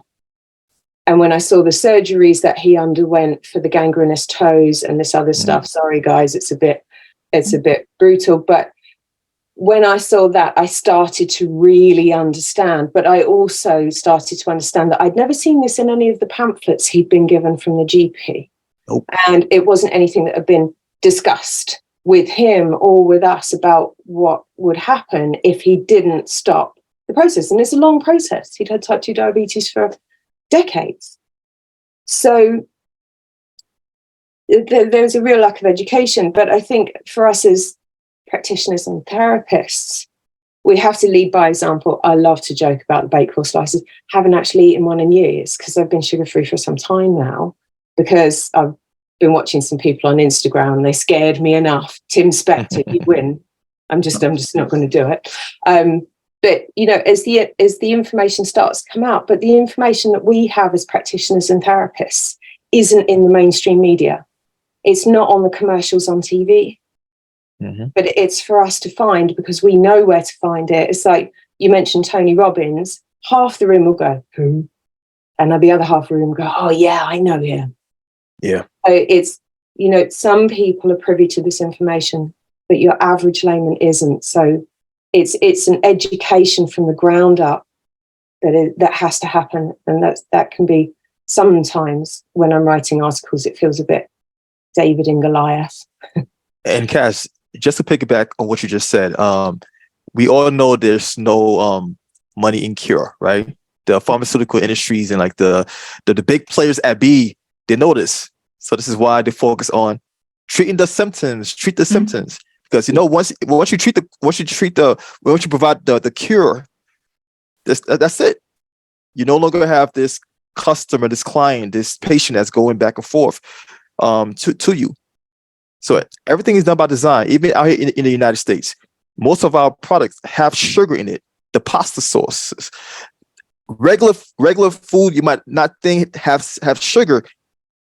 These food have a whole bunch of sugar in them. So even though you're not eating the donuts, you're not eating the cereal, but you're still eating other foods that contain a lot of sugar. And you're not even aware. Most people don't read the ingredients on the packages. They don't. So there are so many different factors to this. Yeah, and also I noticed that, to me, but having practiced natural medicine for so many years, I used to get so hacked off with the pharmaceutical industries, because all they're doing is perpetuating disease, peddling their products, which makes loads of money and provides jobs for the boys in more R&D. Now, people call me, oh, you're cynical. No, I'd say I'm pretty astute. It's a very clever political game. They've got huge clout, pharmaceutical industries. They rule the world and they maintain disease. You know, you don't see any of them wandering around offering alternative medicine or changing in lifestyle. No, sorry. Nope. Take these nice pills that we've spent 40 years and gazillions amount of your money creating so that you can carry on having your disease and keep your body at that place. It's shocking. You know, Mary, what really bothers me is when I see a family that is morbidly obese, right? The mother is morbidly obese, the father, and the children. And I feel so bad for these poor children because they are a victim of their environment. And also the parents, because they only know what they know. And they're passing their dietary intake and habits to their children. So it becomes part of their lifestyle, you know? So this is why I'm so big on lifestyle habits, you know, like really get into the root cause.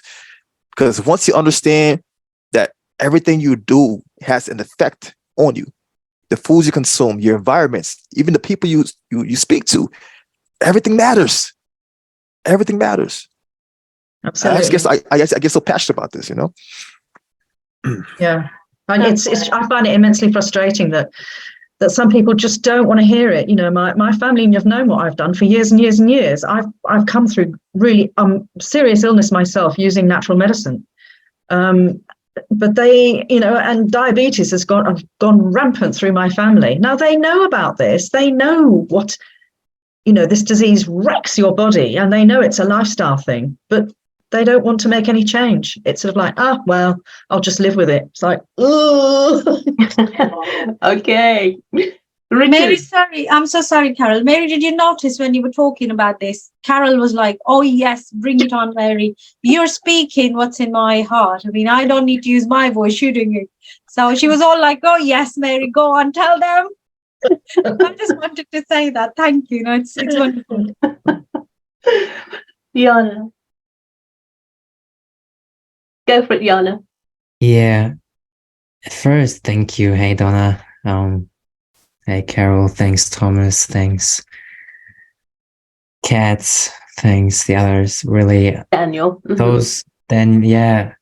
Those conversations need to happen more often. And I just had one with my mom, as I'm back in Germany after 3.5 years.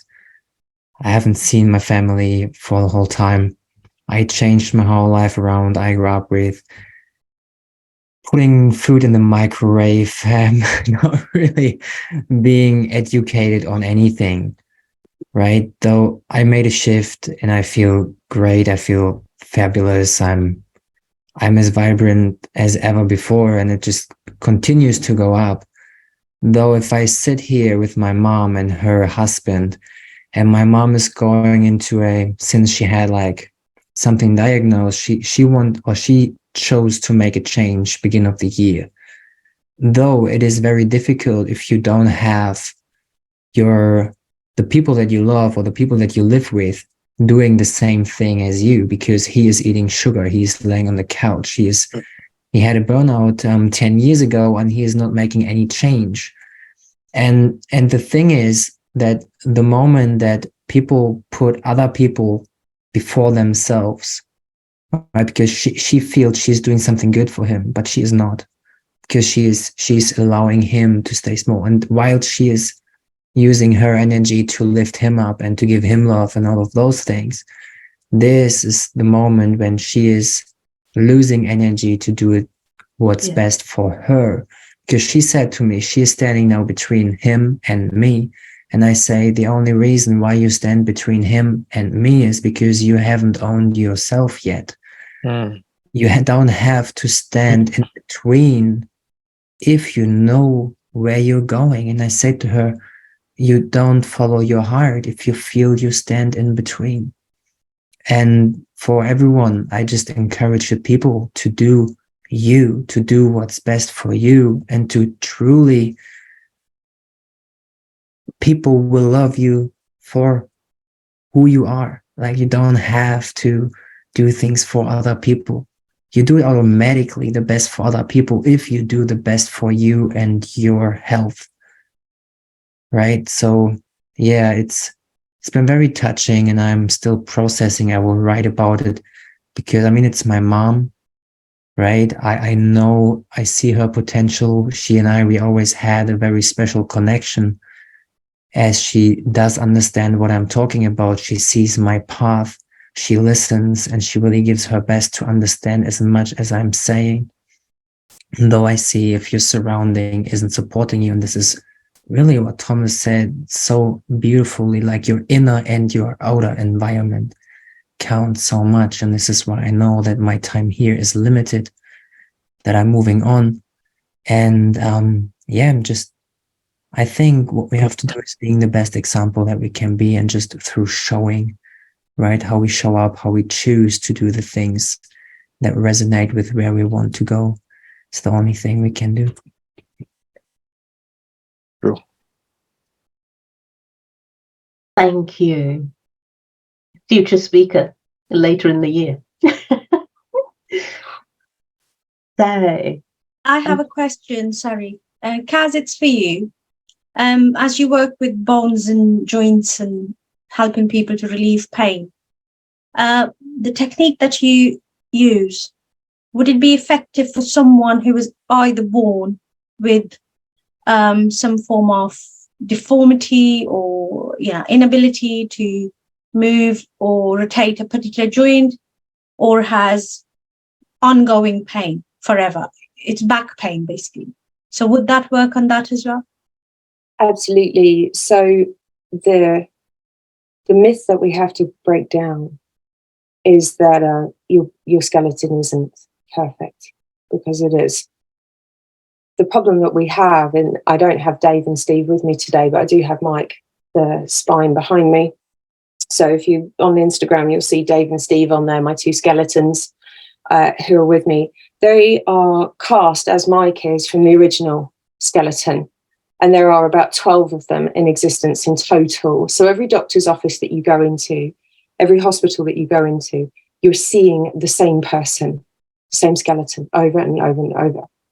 Wow. But we don't look like that because we have scoliosis. We have one hip higher than the other. We have different bone lengths. We've got different amounts of vertebrae. Some of us got extra ribs, less ribs, more vertebrae, less vertebrae, whatever it is, right? And we've also got ourselves into the fallacy of alignment. I'm supposed to be straight here, and I'm supposed to be straight. But what if you're not straight? So I work with a lady that she's had an unfortunate hip replacement, and it's left her with one leg that is a quarter of an inch longer than the other. And the problem that she had is that every time she went to her therapist, he was trying to put her hips straight, but she's not straight because she's got one leg that's longer than the other. And it's the same with the people that I work with scoliosis. We're always trying to straighten the spine, but what if the spine isn't straight? So the issue that we have is not that the skeleton is wonky, it's that we're trying to force the connective tissue and the soft tissues to pull the skeleton into an alignment that it doesn't want to be in. Does that make sense? Of course it does, yeah. So when we get the tissues to support the skeleton that we have, not the skeleton that we want, the pain goes away. Okay. Because now we're not trying to pull ourselves into a shape that isn't there. So that's what the gravity technique works on. We work with gravity and the ground and the breath. And I'm just in the middle of writing this, and it'll be out really soon. The intelligence of the body. The problem that we've run into, and I know Mary's going to go nod imminently.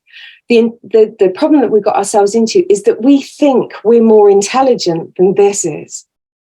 So yes. From here down is highly intelligent, and from here up thinks it is. Yeah. So we are trying to think our way logically through things, when actually the body has an innate intelligence all of its own. We are a highly intelligent, self-healing organism. And left to gravity and the ground and the breath, it will reorganize itself around the skeleton that it has, not the skeleton that the brain thinks we should have. Does that yeah, of course. No, absolutely. It does make a lot of sense. I mean, yeah. So it's quite a different thought process. But it was born from the fact I've had so much surgery now, I will never be straight. My proprioception is so skewed, I don't know what aligned or straight looks like. So I just have to feel my way through where the tissues are happy. Yes, exactly, homeostasis. How do we allow our intelligent body to rework itself so that the bones are adequately placed and adequately spaced, so that all the muscles are doing their appropriate job at their appropriate length, at their appropriate strengths? And we, how do we tap back into the intelligence of the body? And it does require for us to get out the way a little bit. We have to get out of our own way, but we also have to build a trust relationship between ourselves and our body. And often that gets broken, particularly if we've been told that we've got something wrong with us and we need a fix. That's because right. again, we come back to Big Pharma and, this notion that there is always something wrong with us and we always require a fix. There's nothing wrong with you. You start where you are, do what you can with what you have at any given moment. So we allow, it's not to say that deep scoliosis and rotation doesn't stay, because a lot of the time it doesn't. Left to its own devices, the spine naturally starts to sort itself out.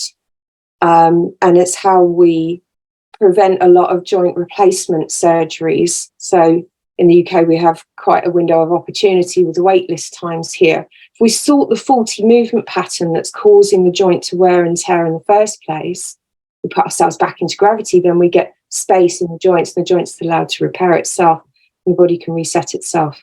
And then off we go to Thomas, who's going to get us to do some strength training and eat the less bakewell slices, and and on we go. And it allows us to go back to our chosen modality and to support ourselves better with the body that we have, not the one that we've been told that we should have.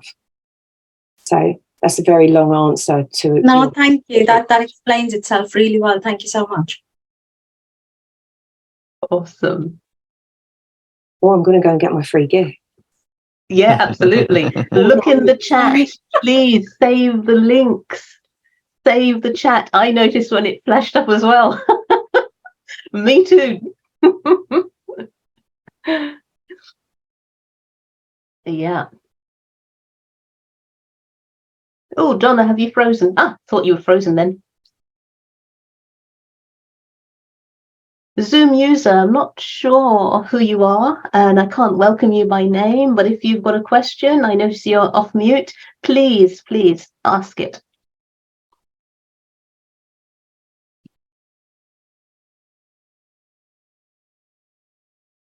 Oh, they haven't got audio. Oh, that's a shame.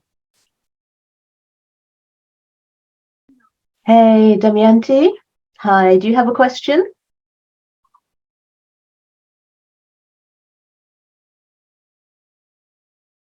We can't hear you. We can't hear you. Sorry.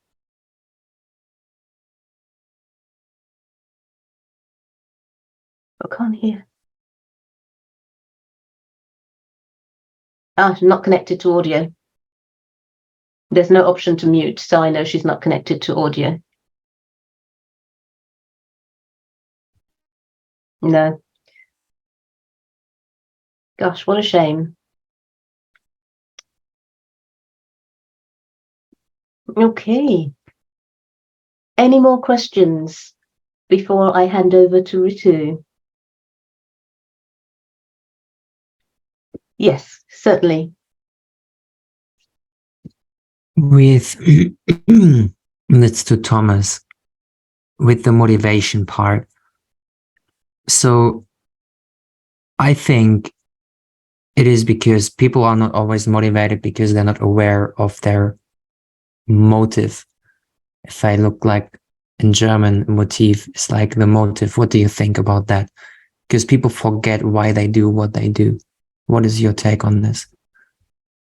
Yeah, so I would say that's more of the deep part, the inspiration, right? Motivation, like I said, is fickle. You could listen to a motivational speech and you could feel a certain way for the time frame that you're listening to this motivational speech. But then when you go home, what happens? Forget about it. You lose that feeling, right? So this is why I said motivation is temporary. So you could utilize motivation in the beginning, but just don't rely on motivation, right? The goal is for you to get to your intrinsic why, right? Get to that real reason why you want to change in the first place. And once you're able to get to that place, then you got it, man. That's the foundation right there. You know, when you're building a house, you have to have a strong foundation. Does that make sense? Perfect. Yes, it certainly does. Thank you. No problem.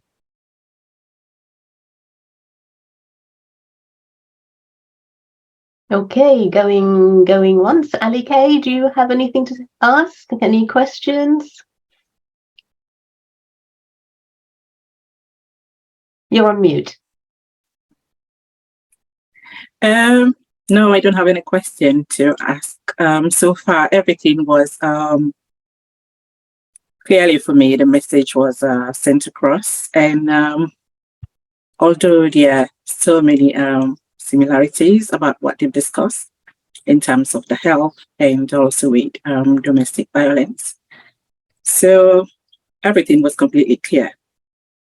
And I just want to add a little bit to what Thomas was saying before, you know, that we have to do a lifestyle change and growing up, because the way, you know, everything is going, children plays a lot less than the way it was before due to safety reason and due to work commitment at the same time. But where I come from, because I come from West Africa as well, we used to play a lot outside where there was no restriction for us. And whatever we consume at short given time, we go out and burn whatever we have taken in, because everything that we take in is what that transforms out there. And we watch our people cook, no matter how tired they are from work. I do understand. I've been that myself. I've got 4 children of my own. Coming from work, sometimes you're very, very tired, and the supermarket is there. You just get whatever you want to get, put it in the oven, or maybe put it in the microwave, or even order chicken and chips, which has become very normal. Too many sweets, too many junk food, too many salts. And what they're doing, they fail to educate these, you know, young children coming up, because we as adults, we should have known better, you know, by educating our children, because sometimes it has to be in-house education, not just outside. Yeah. But we ourselves are not sending the message across. And little the school can do or the government can do. Because everything is about business, and we have become the barcode for them. They produce what they have to produce, put it out there for us, and we go for it. So they are making more profit out of us, and we fail to act in order to better our situation. Because if they start like bringing things out on television, like TV, educating families, you know, how to do 8, 9 o'clock. Not every children go to bed earlier, but if they have one specific day, they can bring this educative program on TV for family, you know, children, mother, whoever it is, or maybe single people. And I believe if the message is sent across about people who have been affected, who are fighting so hard to get their life turned around, but they are in this difficult situation because they don't know where to turn to in order for them to better their life. But if this has been put in place, if the government is willing and ready to do that, I believe there will be changes, because if the pharmaceutical business is doing it to promote lots of medication that people can use to lose weight, some of them, they act, some of them, they don't. And there are lots of health complications behind that. And all of this is growing, creating more illnesses and diseases for us. So there is a lot we can do than relying, because you can go to a GP, whatever you explain to them, they will just look for something to treat the symptoms, but they can't do more than that. They will tell you, I'm just a medical doctor. I'm not a dietitian who is going to help you in terms of your whatever you consume inside. So they've controlled us in a way. You have to eat this. Everyone is different. Our body is different. Our guts is different. Because we've been misled a lot of times. Before, you have to have like 2 liters of water. People were holding bottles of water, running around, going to places. And when you consume too much of water, there is also an after effect inside of it. But they fail to tell the people. So if we keep listening to what they have to say rather than we watching ourselves, we always going to be the barcode for them. Yeah, definitely. We have to act. Yeah. We have to educate ourselves. Because if the message is not going across, then it will be difficult, to handle this kind of, there is going to be tons and tons of diseases, illnesses, because even the food that we eat. Yeah. Not as it is. Absolutely. Before. Thank you all for your contributions. And I'm going to hand over to Ritu now, because I'm sure she'd like to get her life back together again and her evening with her family. Thank you so much, Carol. What can I say but a big thank you to all our wonderful speakers tonight. It has been absolutely valuable and treasurable. Carol did say to me, we spoke earlier today, and she goes, this is going to be phenomenal. It absolutely has been. And there's so much learning, such wealth that is shared on this platform from across the world. Thomas is from the US. We've had so many different people come on this platform, particularly men and women. And we are absolutely so pleased and proud of this particular platform, because although we are all about women empowerment, we totally believe that that is always going to be unfinished business unless men are a part of it as well. So I want to say a big, big heartfelt thank you to all our wonderful speakers, everyone who's here tonight with us and decided to share their very valuable time with us tonight.